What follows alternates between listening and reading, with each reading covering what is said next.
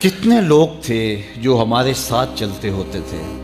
آپ ذرا اپنے ذہن پہ زور دیں۔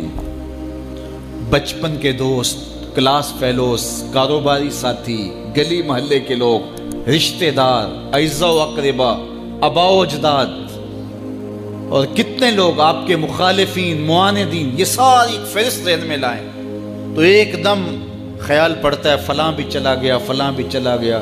کوئی سال کے بعد اچانک کوئی بات یاد آتی ہے تو یاد آ جاتا ہے، کوئی 6 ماہ کے بعد یاد آتا ہے۔ کئی ایسے لوگ ہیں کہ سال ہا سال بعد یاد، ہاں وہ بھی ہوتا تھا۔ مٹی کا رزق بن گئے، قصہ پارینہ بن گئے۔ کہانی تو اتنی سی ہے نا، جو اکڑ اکڑ کے چلتے تھے آج وہ مٹی کا رزق بن گئے ہیں۔ جو اپنے بدن پہ چٹکی مٹی بھی نہیں پڑنے دیتے تھے آج ان کے کفن بھی تار تار ہو گئے۔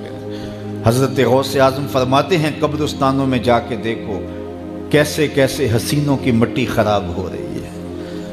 اللہ اکبر، بدن خاک میں مل گئے، ہڈیاں چور چور ہو گئی، ریزہ ریزہ ہو گئی، قبروں کے نشان بھی مٹ گئے، کتبے بھی ٹوٹ گئے، مٹ گیا مشتاق دل سے رنگ یاد رفتگاں، پھول مہنگے ہو گئے، قبریں پرانی ہو گئی۔ کون کسی کو یاد کرتا ہے؟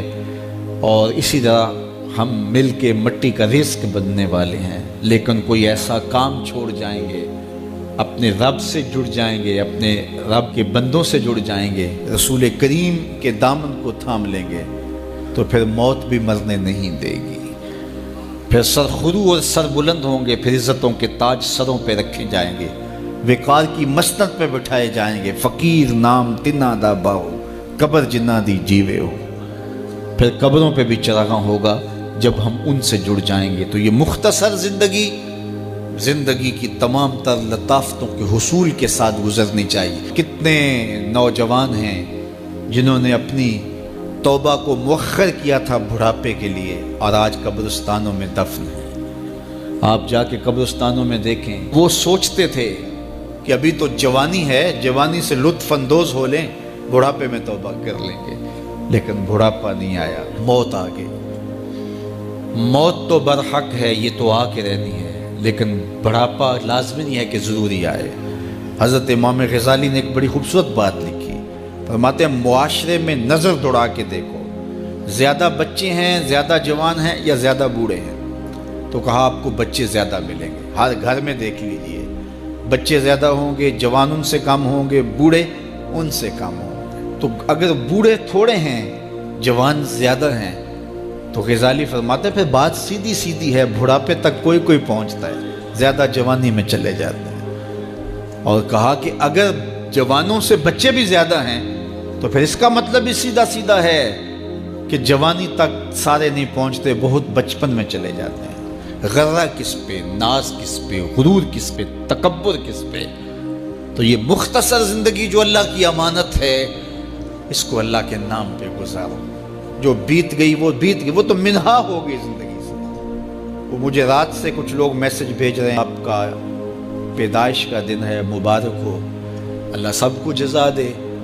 لیکن میں آج اپنی چھوٹی بیٹی کو بھی کہہ رہا تھا، وہ مجھے بولی کہ ابو آپ کو مبارک ہو۔ تو میں نے کہا کہ آپ ہاتھ اٹھا کے اللہ کی بارگاہ میں دعا کرو کہ اللہ آپ کے باپ کے 46 سال کے گناہ معاف کر دے۔ یہ تو زندگی گزر گئی ہے، 46 سال میرے ہاتھ سے نکل گئے ہیں، میں الٹا بھی لٹک جاؤں تو یہ میرے ہاتھ نہیں آ سکتے۔